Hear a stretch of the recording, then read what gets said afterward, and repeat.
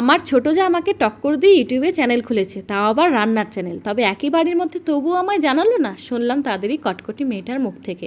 জেম্মা জানো তো, আমার মা না ওপর ঘরে কী সব রান্না করে হ্যালো বন্ধুরা বলে, আর আমাকে বলেছে জেঠু জেম্মাকে কিচ্ছু বলবি না। তোমার মা যখন তোমায় বলতে বারণ করেছে, তবে বললে কেন? বাবা মায়ের কথা সবসময় শুনে চলতে হয়। যাও ঘরে যাও। শুনে এত খারাপ লাগলো।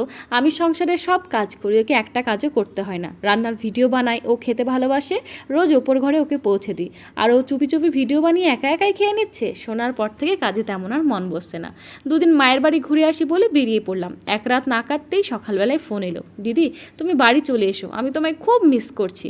জানো তো দিদি, আমি একটা চ্যানেল খুলবো ভাবছি, তবে এত সংসারে কাজ করলে আমি কাজটা করার সময় পাবো না। তুই আমায় মিস করছিস আর চ্যানেল খুলবি? এখনও বুঝি খুলিসনি? গতকাল আসার সময় তোকে বলতে যাচ্ছিলাম দুদিন ঘুরে আসি, তবে দেখলাম তুই আর দেওরবাবু দুজনে বসে বসে মোমো বানাচ্ছিস। আমায় দেখে লজ্জা পাবি, তাই আর ভেতরে ঢুকতে পারলাম না।